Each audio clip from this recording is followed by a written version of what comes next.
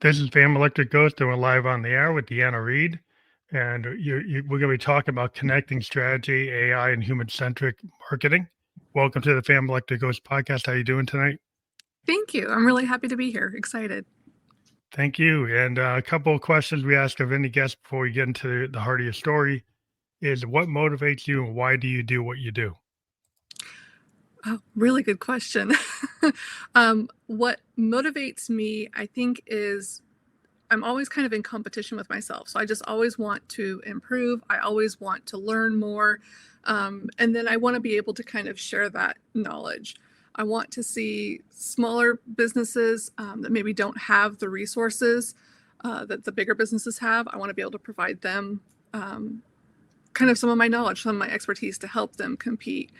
And then what motivates me, honestly, it's kind of a cliche answer, but definitely my kids. I want to be the role model that they can look up to and be like, you know what, I want to achieve kind of that level. That's interesting.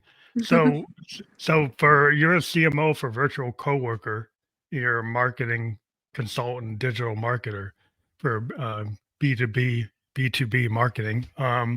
So how did you get into that? Was that what you wanted to do? Is there like when you were in college? Or did you like find your way into this business? Well, I didn't really take the traditional route.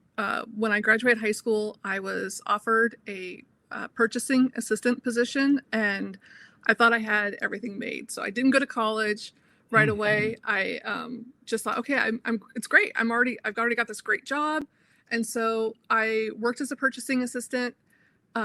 Then kind of life happens. I got married, had kids, ended up just kind of darting around administrative jobs. And I was working at a company where my friend was the vice president of marketing. And I happened to go into her office and was sitting there talking with her and kind of watching what she was doing. And it was everything that I do at home, just kind of playing on my own. And I was completely shocked that you could get paid to do this. I was like, oh my gosh, that's what I want. Like, what is your title? Like, tell me more. And from there, I got into marketing. I was really lucky. One of the first marketing jobs I had was Volvo Construction Equipment and Services. They took a chance on me, let me kind of come in as a fresh marketing person and learned a lot. It was great because it was a large corporation, but kind of a small family-owned business that had been purchased. So I still had some of that small family feel, but also the whole corporate. So I learned a lot about marketing, brand awareness, and everything else there. And then when the pandemic hit, it was like, you know what? Now is a great time to go and finally get the degree in it. So I got the bachelor's degree in it in digital marketing and realized that there was still so much to learn. So I went back, got my master's degree in digital marketing. And when I finished that, it was like, well, I've already kind of gone most of the way. Why not finalize it and go all the way? So now I'm going for my doctorate in business administration with a strategic marketing concentration. So you're going heavy on the higher education, but it's good. Yeah. Again, because I want to be able to turn around and share that knowledge as well. So, well, yeah, because you're trying to help small businesses level up. So you want to be as much of an SME as possible with like subject matter expert. But yeah, my hat is like I wear a couple of hats. I'm in the business system analysis is my day job, and I'm a podcaster. I'm a musician, producer. So I have my entrepreneur hat on and my business hat on and my IT hat. So we can get into the AI discussion pretty good because I got some certifications in AI. But nice. Yeah, the idea of one of the things I wanted to get into, like they had brought, this navigating ethical dilemma, trust, privacy, and AI. Now, being an artist, there's a lot of a lot of buzz in the artist industry about AI. And there, my daughter's a graphic artist. I'm a musician, and we are all concerned about like our rights for our compositions and our work. Because the way AI learns is it learns based on content. So if you put stuff on Instagram or Google, you'll notice that they went and said, "Oh, they're going to use all your posts to train their AI." Right. So like if you were an artist and you were putting your post up, they're using it. Yeah. And you kind of to use their platform, they're using it. So you might not actually have authorized them, but you did. Right. The unfortunate part about that is, in a way, you've already pre-authorized anything else to happen with it. The minute you post anything on social media, you lose ownership of it. I mean, you have some ownership, but you're also telling Instagram or Facebook or whatever social media, if you look at their privacy notice and all of their terms and conditions, you're giving them the ability to use it however they want. So, in a way, you've already kind of given up some of the ownership. Now, I completely understand the concern about AI learning off of our creative work. It's a very valid concern. And that's where it really brings up the issue that we do need to have some kind of oversight, some kind of Yeah, kind of like regulation. the European Union, because the European Union is a lot more ahead of the curve Mhm. on this type of stuff, and they typically don't allow corporations to just blanket take people's work without giving them an opt out. Exactly. And that's Exactly. where Americans have kind of fallen down, where we haven't gone to our representatives and really pushed the way European, consumers have pushed and said, I want an option to opt out. I Right. want an option to say you can't just use it without giving me permission or giving me, commission. Exactly. Um, which is, I think, is like if you're an artist, the way the world is like people take your work and you get like less than pennies for it. The way things work today. It And so, really so, is. so, Yeah. yeah. And so the idea that the people go and turn something into a algorithm or what the concern we have as artists, and I would just point out before we get too deep in it, is if Mhm. the tech bros take their algorithms and they make money off of your content and don't pay you any commission, but they Right. make money off of their stuff. So it's an issue of fairness. Mhm. And that's where the European Union, they kind of point now is like, yeah, why can't we get that kind of fairness? Well, and at the same time, it's also, as an artist, you work very hard to curate your voice, your art, to make it specific and general to you. And not general, specific and unique to you. And Yeah, so when AI then begins training, I mean, you can go into most of the AI image generation things right now, and you can say, um, in the style of Van Gogh, in the style of Thomas Kincaid, and whatever, and it'll produce something like that. And so that specialty that you've curated suddenly becomes diluted because yeah. now somebody else Well, the copyright can law, create that all style. yeah, Yeah, all the copyright law gets kind of supplanted by the tech. And then right. there's the ethical concern is like the tech went and just pushed down a lot of copyright. Now we still have in music, we own masters, we have a legal contract. So if my song still is my song. Right. So Right. the way the songs work is like if you have you licensed it and you're a part of BMI or ASCAP or any of them, you get paid. You'll get copyright like flags if people use your stuff, and we have a way of doing it, and that's where a lot of people want. Like want all artists to have the same things that musicians have. Right. We think that in this AI world, we everybody needs to have the same kind of rights, digital rights management. Well, But and you want to yeah, be able to fight it without it being, you as an individual versus this large corporation and their massive lawyer or yeah, legal you team. want your part of your pro organization like ASCAP or BMI kind of help fight it out for you. And Exactly. they're in your publisher. Like if you're with a publisher, they kind of do it for you. It's like Mhm. if you're a songwriter and you publish your stuff and you register it, your publisher tends to go around looking to see if people are violating it, and they report and they track your commissions, they get your royalties. That's what people want. They want to know that it's like fair.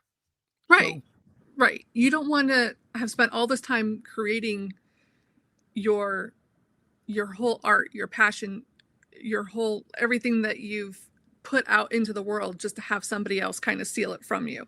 And yeah, then and you have not to really work hard realize that to you defend it.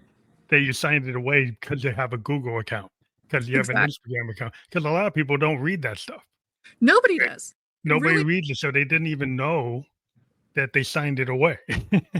And then the funny thing is, and it's I've seen where people will post like on Facebook or Instagram, like the little text image saying that, oh, I do not authorize, Instagram to review my account or anything else. The problem with that is just by posting that, you've You already already authorized. did it. Yeah, that's You're what they don't already get. It's like within it their, doesn't yeah, matter. Yeah, you kind exactly. of have to like wait. Like if you really don't want them to have it, you can't put it there. You got to Exactly. put it on your own network, right? Host So you have to host your pay own for site, your own put site and put it there. put it there, and then just do little promotion things to send people to your site. So Um, I guess that's the strategy we'll start kind of shifting over to, like in terms of this idea of navigating privacy, is ownership of your own distribution channel, like is that the primary solution to this issue? um, at the moment, I think so. Again, any other, and actually, as I say that, I think, well, if you're creating a website, though, you're going to want to have it be searchable, which means then you're giving Google access to have its bots search your thing. And so Google's still going to see your content. Um, Hmm. So they still it's get a weight in, even if you own a site to get it on Google, to get on a ranking, get your right, SEO, you're still potentially doing that right, unless you've gone and like patented and officially copyrighted things, right? exactly. Is the copyright law supersede any of their agreements? I know you're not a lawyer, but I'm Yeah. wondering. I probably wouldn't even want to theorize just because I am not a lawyer. I wouldn't want to lead anybody astray.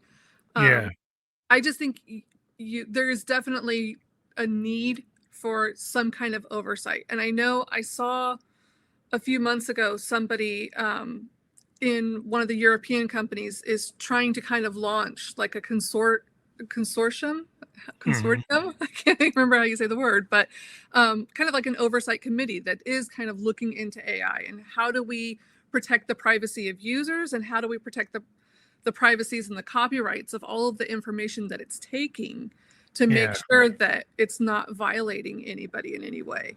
Because I Um, know I was reading a blog on LinkedIn by this privacy lawyer who's like a big advocate for like the EU level privacy or even more than that. And he's always pointing out where like when you take AI certifications, I've got like Google certifications and ChatGPT and Gemini certifications. They kind of gloss over and tell you that they care about artist rights. But when you look at their yes. legal documents, and I was reading this privacy blog post by this lawyer, and he kind of said, "Well, that's not really the truth." Because like if you look at what they've done with their agreements, like we've talked about, they're basically saying they have a right to use it. Right. Again, if the information's made available, why wouldn't they? Yeah. Yeah. So it's public information and now you made it available. And now they're going to use it. And to use their system, you said they could. So then if you try to restrict it, then yeah, this kind of goes back to like we need a digital bill of rights for Correct. for artists. And so that's like the ethical dilemma is like we need the law to suddenly to start looking at this as being important. And and to be honest, it also goes on to the people that are utilizing ChatGPT or any of the AI tools to be ethical in their use of it as well. Hmm. Yeah. Um, you know, you want to make sure that if you are doing something in the style of, you're not just taking it as it's created. You're doing something to make it unique, to make it Alter it. yours, and Yeah. to not just do carbon copies of things. Well, that's the thing is like prompt engineering is a tactic, right? But if Hmm. you prompt engineer saying you want to make it look like something that Warhol did, right? Right. And you're being very specific, you want it to be Warhol, and then you don't cite that it's Warhol. Right. Well, that's kind of like when I was in college, that's called like plagiarism. Right? You don't cite it, right? Exactly. So it's like Exactly. that's maybe there's not a rule, but there's ethical. Like maybe you should have the same ethics that when you were writing your term paper, Hmm. they do the Exactly. same thing. So maybe we try to teach our young people in college, we teach the people in high school the ethical way to do chat prompts or prompt engineering, which I don't know if there's anybody thinking about that because I don't know if they're even teaching that.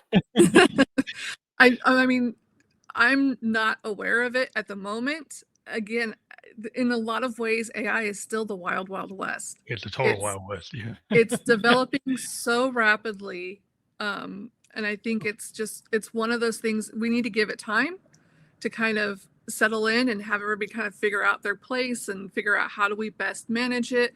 But in the meantime, it's really on users to be as ethical as possible, and on creators to be as cautious as possible to protect their um, intellectual property. Yeah, you gotta be real careful because like even in music, people will take people's voices, and AI can actually take somebody's voice and then reuse it and make it sing something they never sent, Yeah. which a lot of people have already gotten in trouble for that, and people Hmm. already been suing people on that. And then, actors have already said, like, I don't want it used in my image without it. And the actors actually got their union to say, no, you can't do it. Exactly. So their union actually came and said, no, you can't do that. So So yeah, there's a certain level as artists that we've started to take the hold of it. there's actually a tool out there. I won't name names, but it's you can kind of go in and say, I want to write a song about this, and I want it in this style, and it'll create everything, the music, the lyrics, Yeah, it'll have somebody singing it. and we're aware But of it. what what I do like about it is I've actually gone in there and tried to say, like, I want it to sound like this type of person's music, and it won't accept the prompt. It Well, won't let me list any like celebrity names, any bands. Um, it has to be very, very general, and even to the point where I told it I was trying to do like a, a farewell song to a colleague that was leaving the company, and I mhm. said, we wanted to say goodbye to this person's name, and it wouldn't write the song with that name. Wow. And I was like, okay, I do like this, and so that they're capable of building the tools like this. I've Well, had yeah, you other can ones. build like all kinds of rules. Yeah, It depends on the, but if it's the Wild West, people don't like rules. exactly. So it's like that's where regs come in, and people say, "I want to be unregulated." Well, when you're unregulated, then you have the problem where you might be plagiarizing, or you might Ex- be copyright violations, or you're like image violations, or like somebody's secret sauce is their voice. So mhm, I'm sure if you're a big person like a Taylor Swift, she wouldn't want somebody just using her voice and writing a song and making her say things that she never said. exactly. People Exactly. aren't going to appreciate that. Right. And um it's extremely, yeah, it's just there's a lot of caution necessary. But not caution is necessary, but at the same time, I don't feel like AI is bad. I think it's a No, good it's a thing. tool. I mean, I use it every day. I mean, I'm in IT. I've been, like I said, I've been certified in certain things, Mhm, and I'm in business, and we use it for prompt engineering to make things more efficient, workflow optimization, mhm, and just ways to like build BRD templates for business requirement definition templates. There's all kinds of things you can use to make things faster and more efficient. But a lot of times, it's like the critical thinking is still the human. Like, exactly.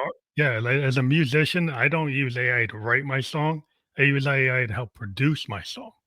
So it Ex might change some of my post processing. So that an example, like I want to make my sound for this song have a Fleetwood Mac rumors feel. So I want it to EQ my voice and my bass guitars and stuff like it was done on Fleetwood Mac, and it'll go and look for that and find it. Now I could go find those actual machines to do that, but that costs a lot of money.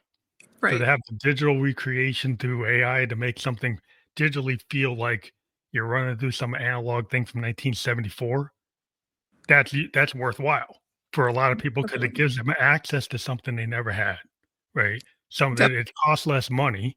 So you see where the tool is very efficient. So it allows you to ramp up to something you could have never done because you couldn't exactly. afford it to go to Sound City and be on a Neve board that costs $500,000. Well, most artists can't get on that board, but if you can get something to approximate it, that gives you like a level up. So Right. that's kind of like you to me is you use it as a tool to level up, but not to like write your stuff.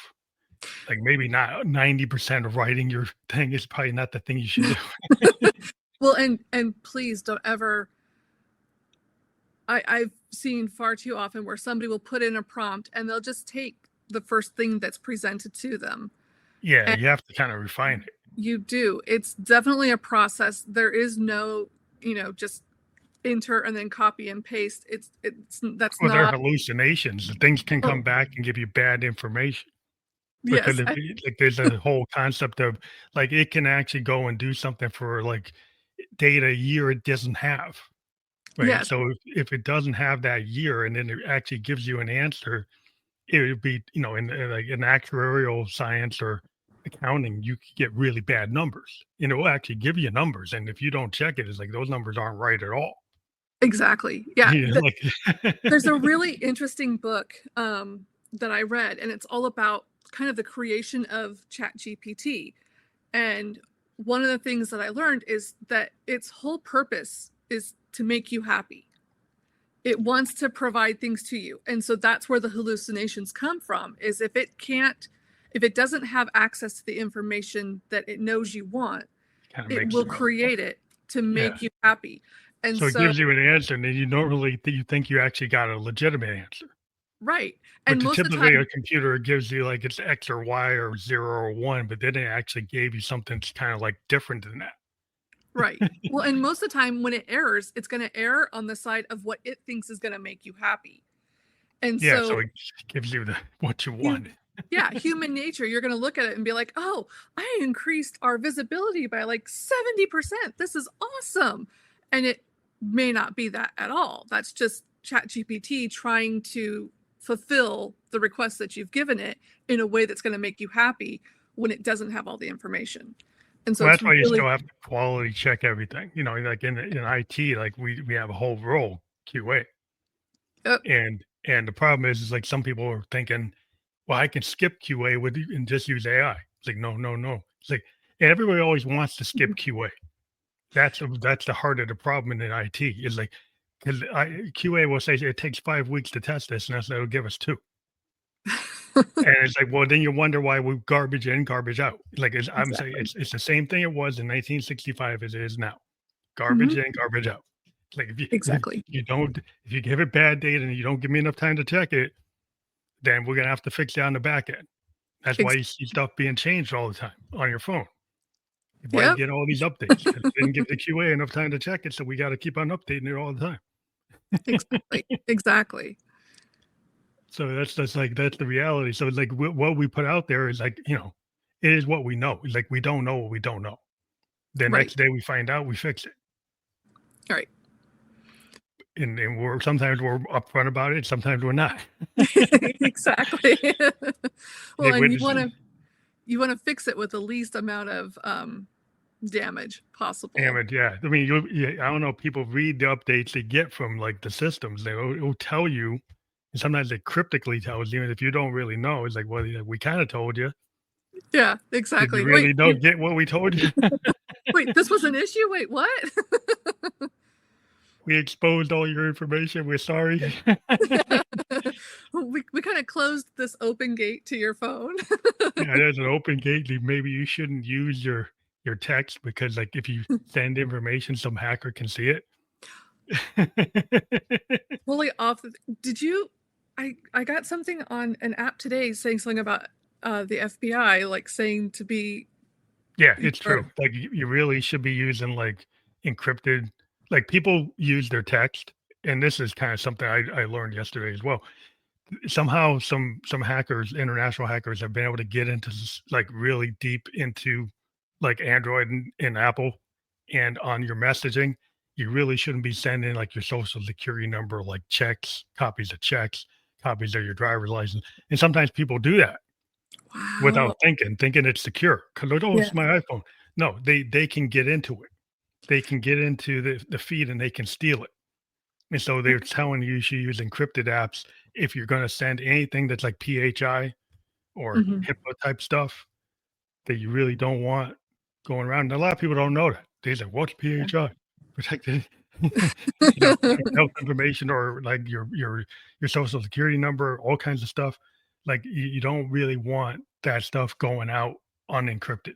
And when people go, "How do I encrypt?" They're like, "That's a whole nother level." But use an encrypted app. I won't tell you which one, but use it. It's crazy. I mean, it's like Hollywood level. You see it in the movies, but you just don't We're always in the Wild need to West, like you apply it. said. Yeah, The AI is giving hackers an advantage too. Like right, so, like that we're in a era where people have access to supercomputer power, and you right, can be nefarious or you can be great. You can be help humanity, or you right, can not help humanity. And so it depends on like what you're. If you're a criminal, you're going to use it for criminal purposes. So you right. just have to be aware of what's out there. There are pitfalls. And so you do have to be smart about like protecting your data. Yeah, that's a whole nother conversation. But like you like to level up companies like you say with tools. Like AI is a really good tool for Hmm. leveling somebody up to be able to play with the big boys, with the big dogs out there. You could suddenly do stuff. It's like a 3D printer.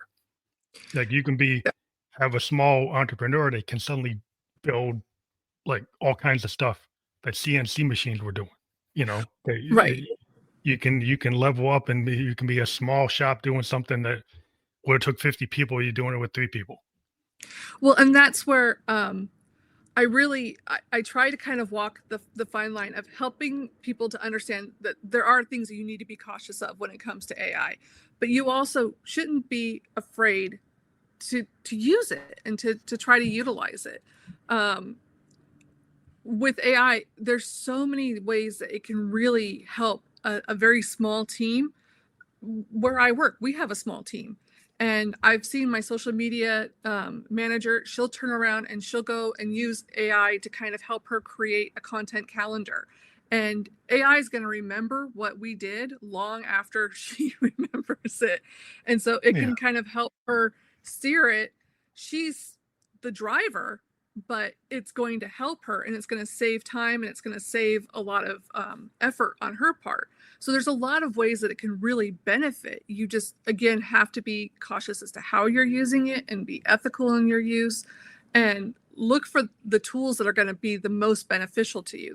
I've noticed too, there's a lot of AI tools out there. They like to just kind of throw everything in there. Well, And, it's like the new it's like I don't know, it's like the sexy thing to do. Like people just put things out there, and it's like, is it really a good user story? Is it a good business case? Because now it's just used for marketing. Like AI is like everything, right? right. And it's like software. you know. So some people was like, well, I got this new AI device. It's like, anything could have AI on it if it's Right. so you don't have to physically have new hardware to run it. But they're tricking Exactly. people. Right. Right. It's the buzzword right now.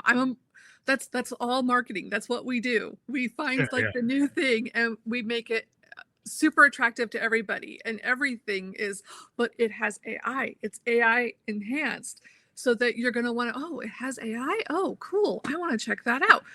It's probably the same software as before, but you know, and that's the thing too is AI isn't really all that new. It's It's a been new, around. Yeah, yeah, it's a I new, mean, there's different levels of your Google search. We're using a certain level of it. Before that, there was in the 60s and the 50s that people were working on it. You can track the history on it. But the big thing now is just the capacity for it to actually do the natural language. Like as a business analyst, I can get it to build like a template for a business document or a right. use case template and actually have a repeatable template. Then I could actually connect it to my email, and then I could connect it to my office tools, Hmm. and then connect it to a SQL database, and then run some Python and have it run automation and have it Exactly. go create SE. So you can get it to do a bunch of things that maybe 5 or 6 people were doing. Hmm. Now that you could build these automated paths. It could be creating like an email campaign. It could be running your schedule for your work schedule, asking, answering questions as a chatbot, and then seeing opportunities and sending you leads into your sales force. It can do Hmm. a lot of stuff. One There's of a the lot.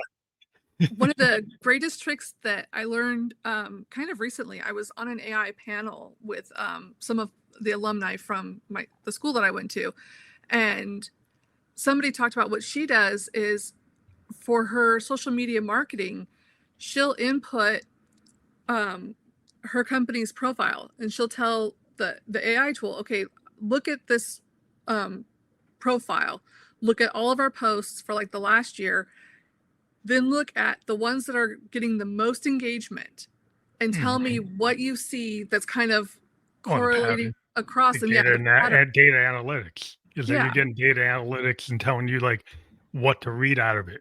Like what are the exactly. highlights?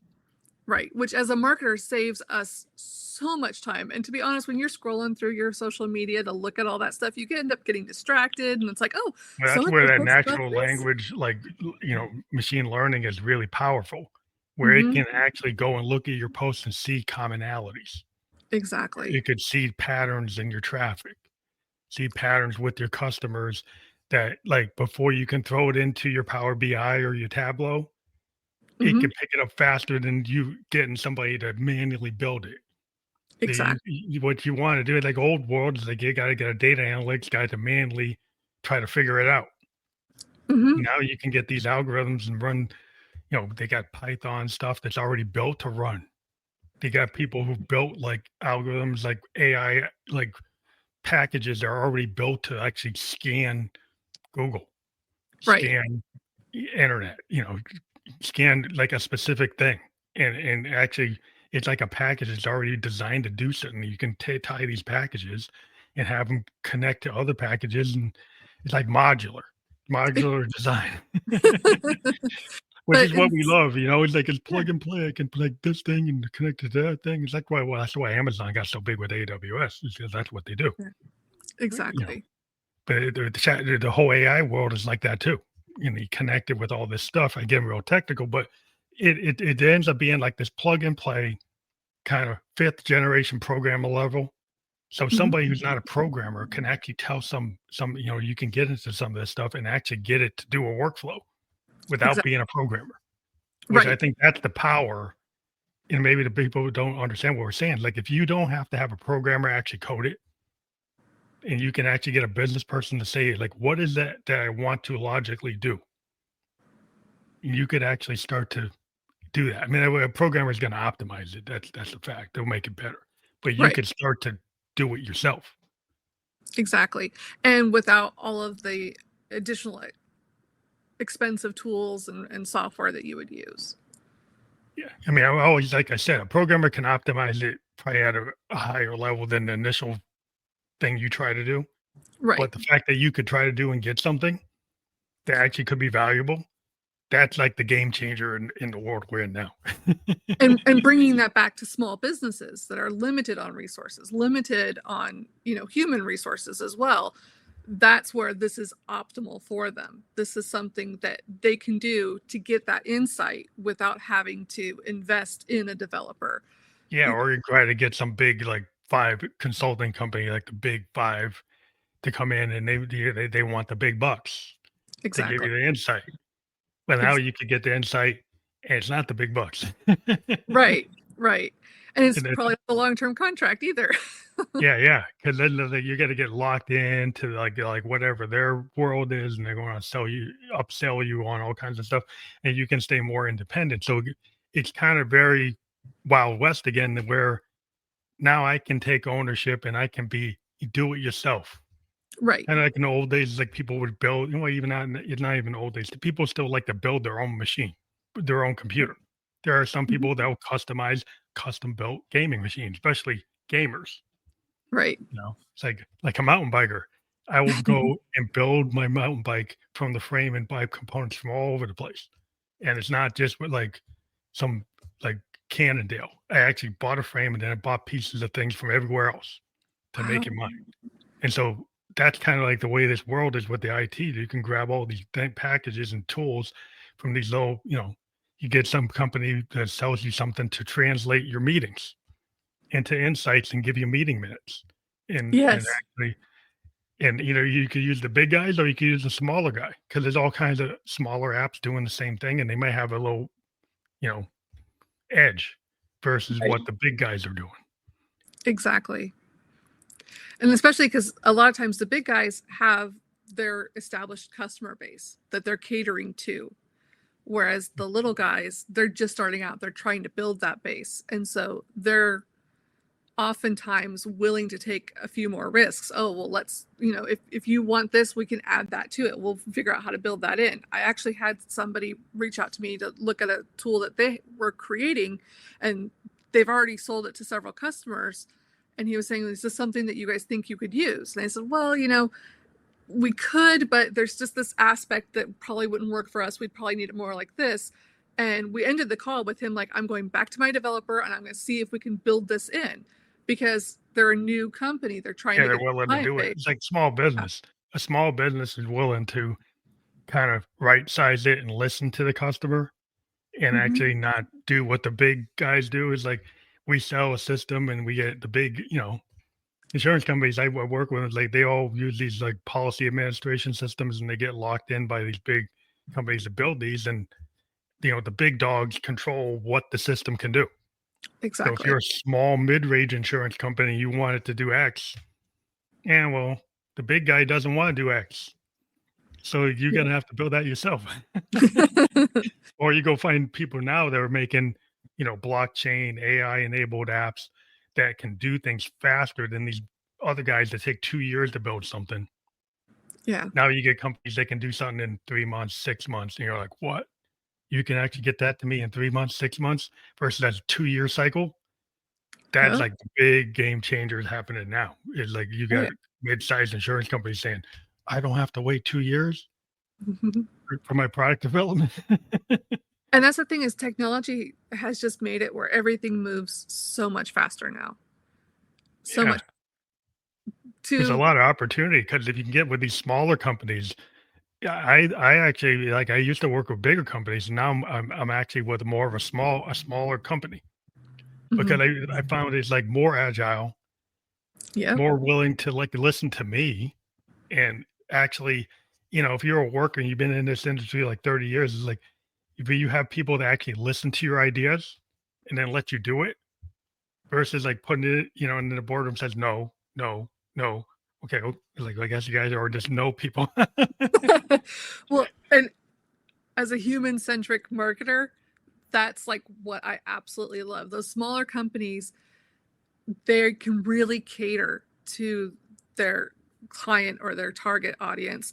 Not saying that the big ones can't, but the big ones are slower. It's harder to move, it's harder to navigate because they have such a wide audience and customer base that they're trying to appease and Yeah, try. a lot of times they're trying to appease the big number, Yeah, where exactly. like you have other people might be better at the niche market. Hmm. So sometimes in those niche markets, there's a lot of opportunity to do innovation.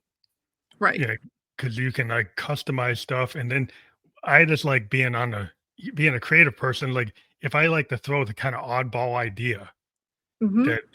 that's like, oh well, the other person, well, that's not going to work with this kind of generic audience that we want people that like they want to play it safe.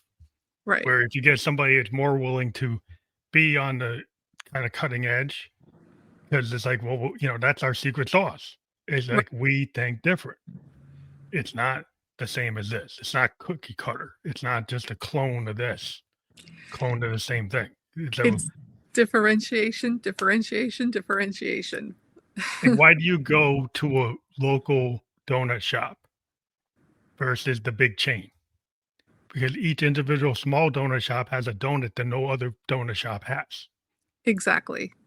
And now the big one, you get the same thing everywhere you go, and you have the security and knowing like this is going to taste the same in Nevada as it tastes in Boston as it tastes in New York.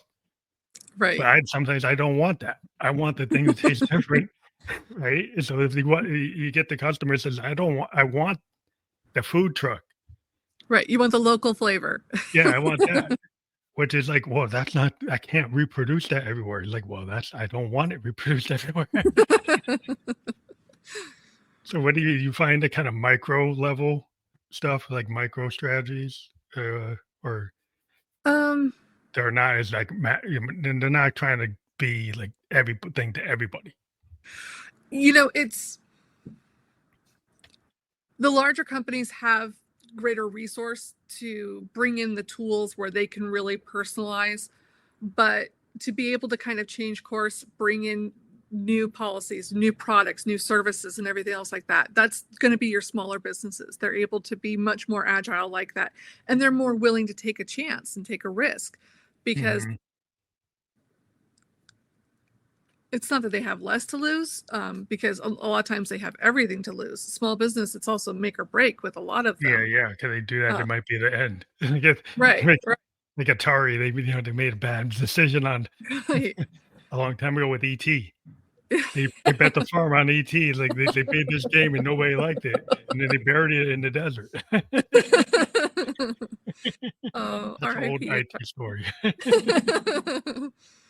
There was a sec. I grew up in it. Like I remember Atari when I was little. Yeah. Like Yeah, that. ET kinda killed them.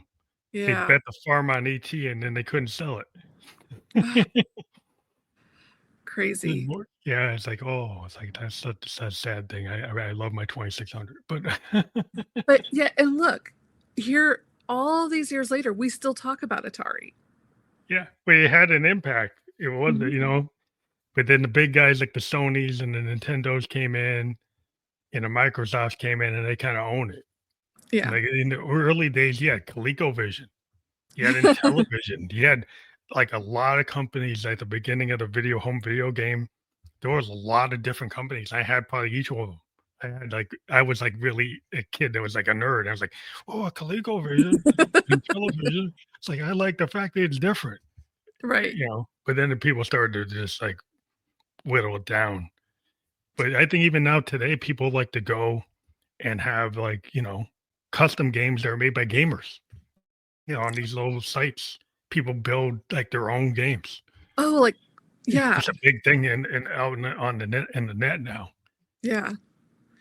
There's a lot of like the YouTubers are creating their own games now Yeah, too. they create their own stuff, and it's like and the kids, like, oh, like, they're more into it's like the underground, like underground music, and people go to the record store, find this band that's only in Seattle on SST. It's like there's this real small label or Sub Pop, kinda where Nirvana came from, but the idea it's like, yeah, some people are looking for the new markets. They're in kinda like underground emerging college radio type of thing, you know what I mean? Right.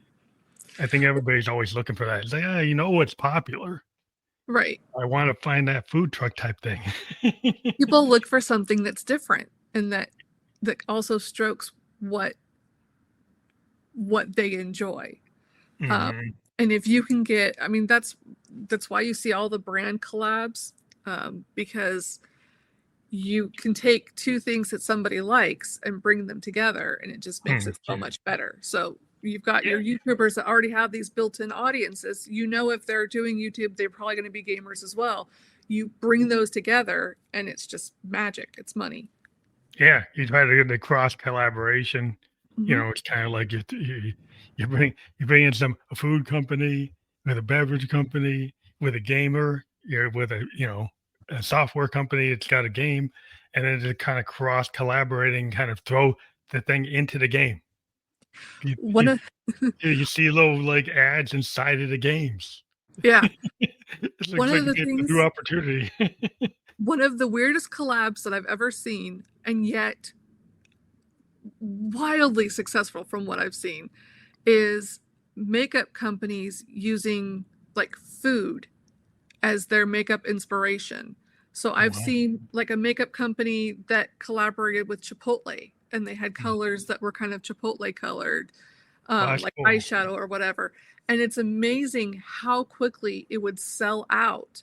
But it's something you would never think to put together, like Yeah, food and it's cool makeup. to actually kinda do that. What I've always done, as an artist, like, if you take something and you mix it, right? You take a Mhm. punk aesthetic and you mix it with country. You take a punk aesthetic and mix it with fusion, jazz. Like, if you take 2 things, you would say, "Oh, take some classical music and mix it with, like, a heavy metal." Well, that's actually not that different, and people might think it's like, "Oh, okay, it's very aligned." And so when you Mhm. start to mix things, you get it's like a painter.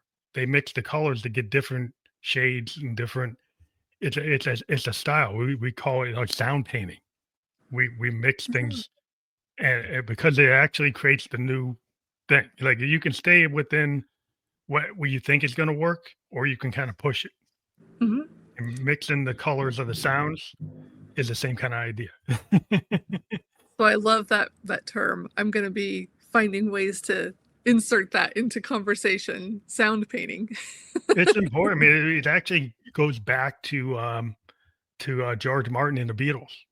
He mentioned it, and Jimi Hendrix mentioned it on Electric Ladyland. People asked him, like, "What are you doing? What are these sounds on Electric Ladyland?" Which is Jimi Hendrix like double album, had all these weird sounds. He make it sound guitar sound like birds, oceans. He wasn't playing a synth. He got his guitar to sound like the ocean, to sound like Wow. birds, to sound like all these things, right? And he said, and people asked him, like a reporter for a music magazine, he's like, "What are you doing here?" He said, "Oh, it's a sound painting. I'm playing with the sound like colors." And then George Martin said it like about like Sergeant Pepper's, that they use the studio like a canvas, like Monet, that they could That's take so cool. take these like the studio and layer the sound, use backward tape loops, use audience recordings, start to layer things that you couldn't do as a performance band. Like the Beatles in Hamburg, four guys, they can play what they can play. Once you go in the Mhm. studio, you can use tapes, you can overdub, you can do backward recording, you can do all kinds of things. You can start to make it beyond what you could physically play. And it becomes like a canvas. And that's where the sound painting idea comes from That is initially. so cool. But you can take that analogy and use it for all kinds of things. Yeah. Like you're talking about mixing different companies, like different products into an ad, like having a combined effort from two different companies and may put it into the same marketing effort. Like you can see a lot of video game companies actually go to musicians and put original songs into games.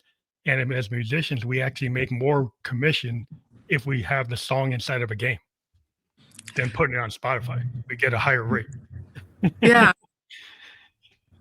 Um, it's there's actually it's really weird. I have friends who are musicians and they create a lot of music that yeah, it's much more successful sometimes going that route or having it in games, having it in TV shows Ads, or whatever. ads and TV shows, doing a theme for a TV show, Yeah. doing commercials. There's so many more opportunities to do 30 seconds worth of work, Yeah. a minute worth of work, and getting it into an ad campaign, getting it Mhm. into a product, so doing the music that represents a brand new product or new ad.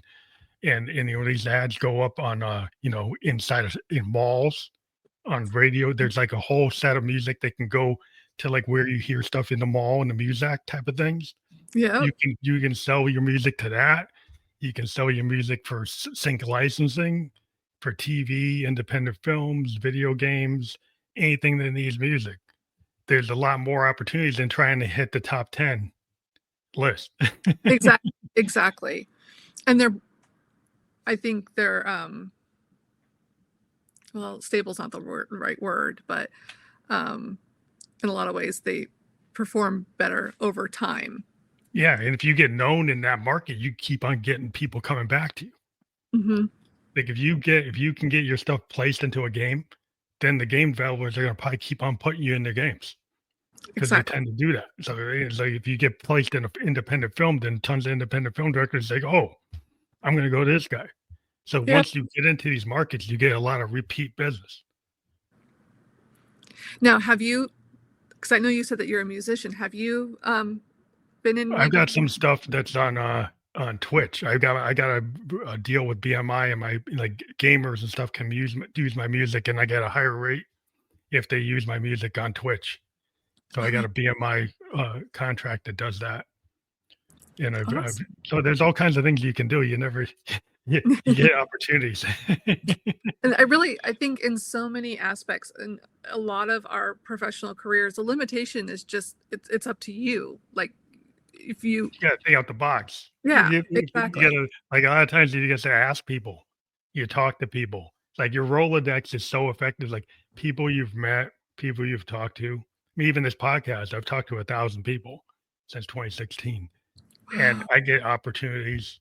But I had opportunities to do stuff with collabs because of the podcast.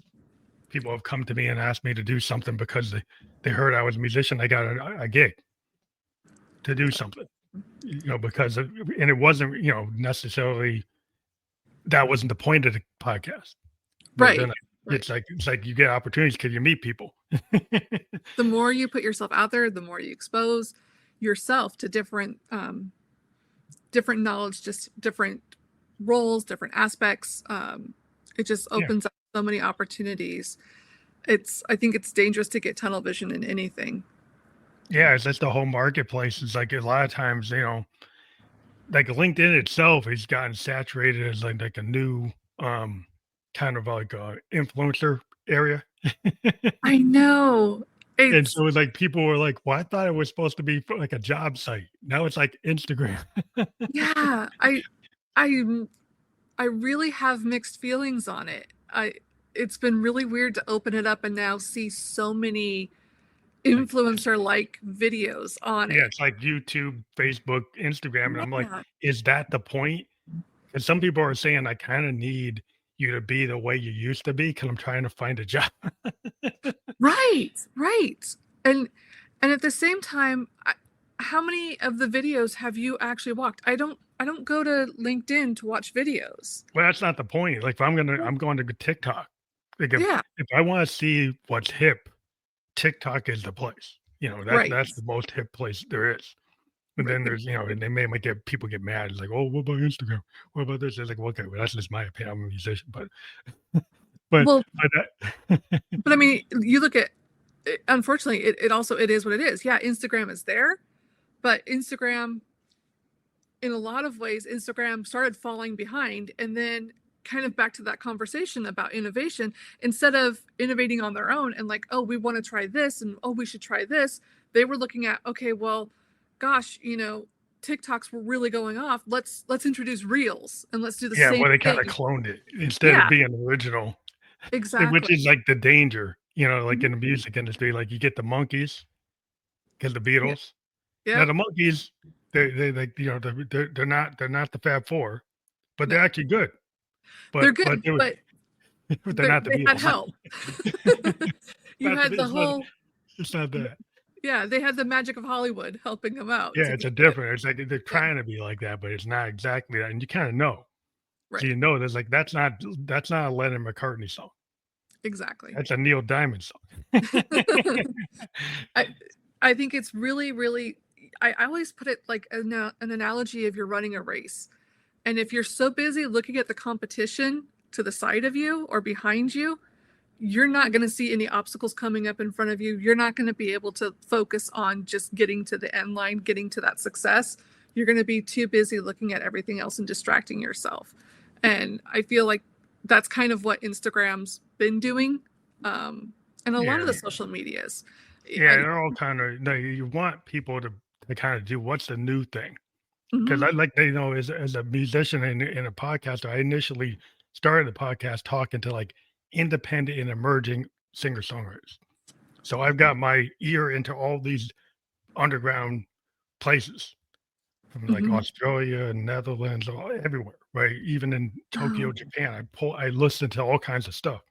And, like, I like to, that's not the most popular channels. Like, I'm looking for stuff because I see where things come from, and I'm mhm. looking for the places where things percolate up. What a Right. lot of people want is like, I wanna know what the hit is. Okay, well, listen to the top 20, but I'm Right. listening to, like, the bottom 500 or 1,000, you Right. know, of what the charts are. Is like, and that's where a lot of the cool stuff is happening, and then eventually some of that stuff blows up. But, Exactly. like, a lot of times I've been like, it's like, I've actually found something that eventually blew up because I kind of had a feeling that these Mhm. guys could blow up. Well, and you've got an attuned ear. You've made you are an expert in that industry, in that knowledge. And so you're able to identify right away, oh, I see these characteristics that I know will lead it to Gonna work. success. Yeah, it's like what you do in marketing. Like, you have to know, like, is this company got something that's really gonna be something you can help mold and push, right? So you have to have some discernment, right? Exactly. Well, and even how am I going to communicate? Because what I've learned in marketing is what the employees think are the benefits of using that company's products or services isn't always what the consumer equates Yeah. as the benefits. And so it's having that ability to kind of live between both worlds. To be able to And communicate so yeah, that so that the employees can kind of figure out what is their secret sauce. exactly. The Exactly. thing a lot of times a musician thinks this they have a song and they think the public's gonna like that song. Most of the time, the song the musician thinks the public's gonna like is not the song they like.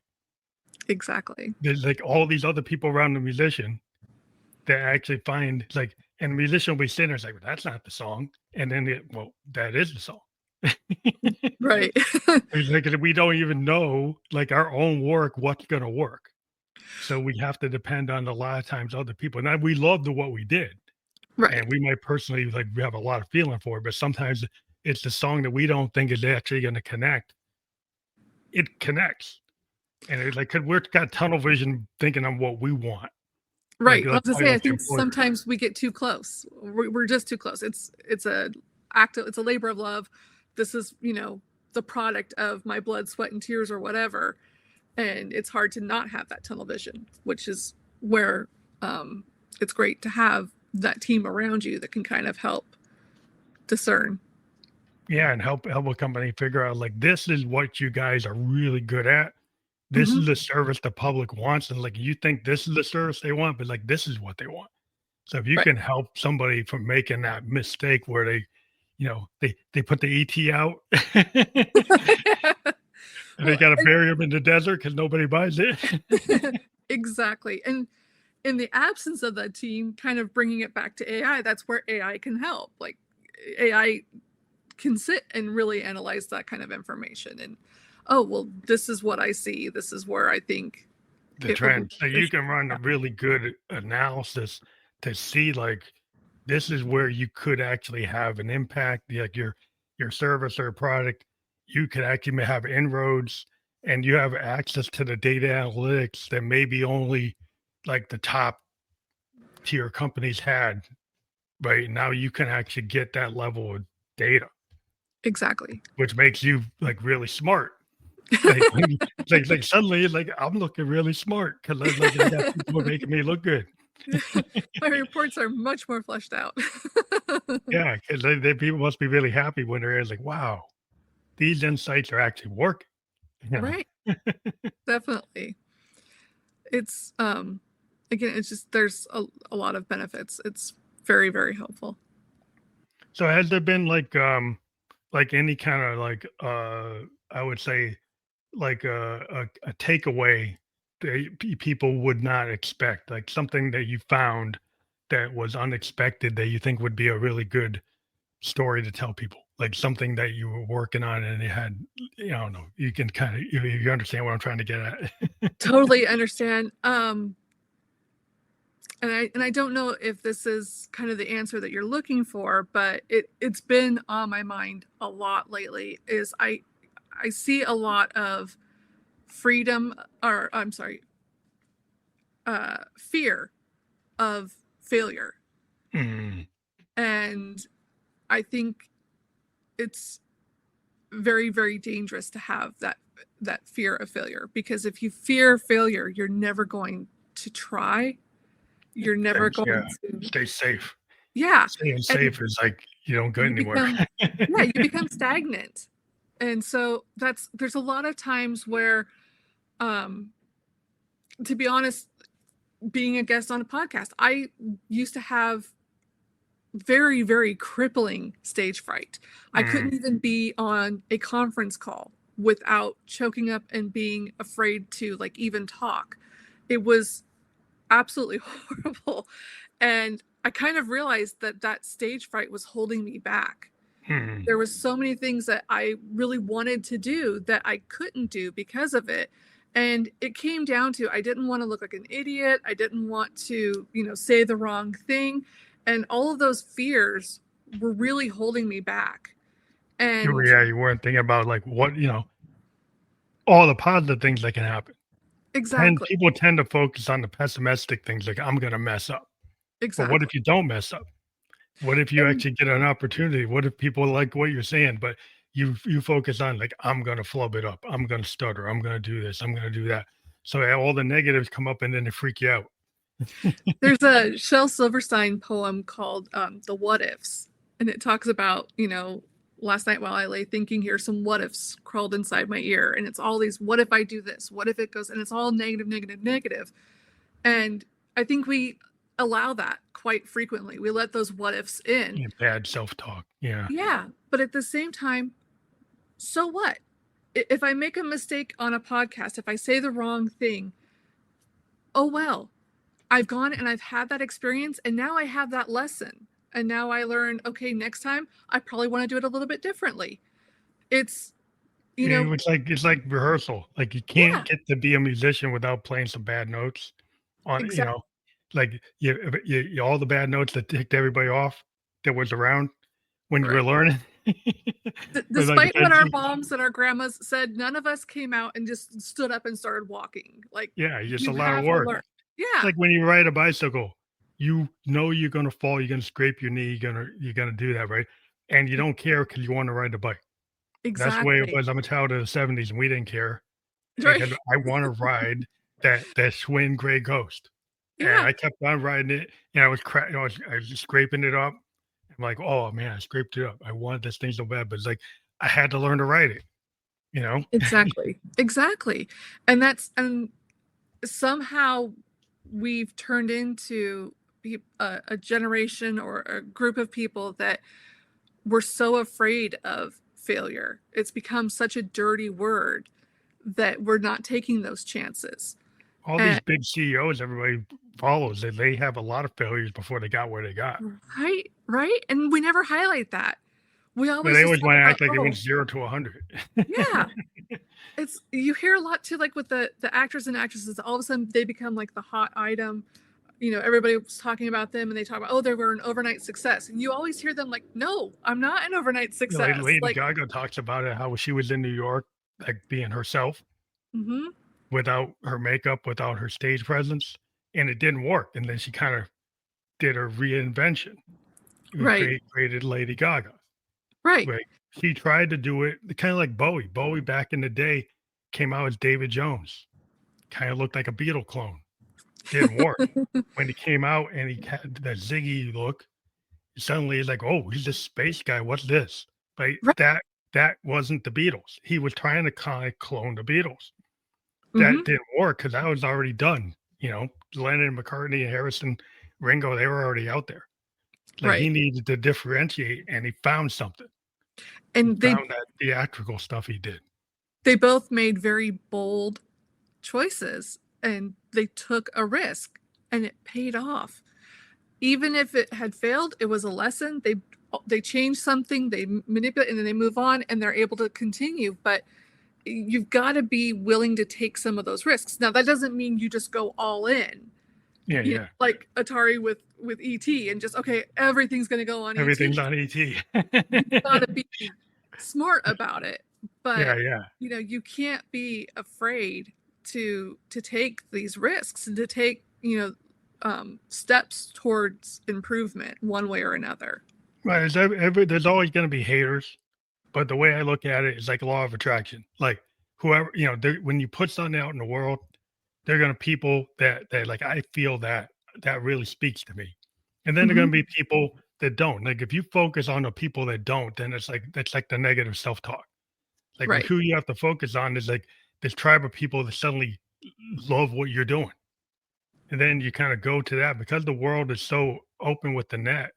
It's a double-edged sword. Like you get the people that'll come at you and hate you, right? But you got all these people coming at you and they love you. Right. So you just don't feel about the people like giving you the hate. Like forget about them. Go with the Right. people giving you the love. Exactly. Exactly. So like I think we always end up going, talking and we hit the hour mark faster than we ever imagined. We actually hit it.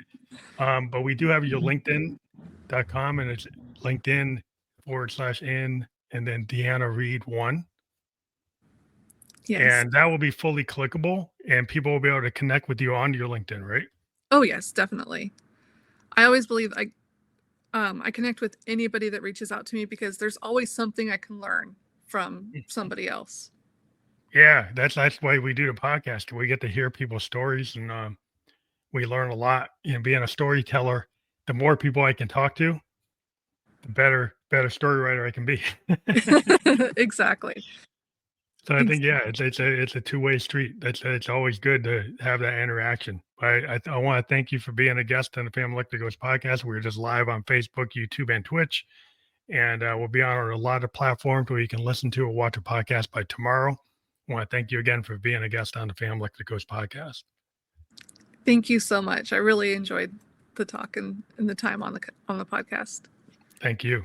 Have a good night. Thank you.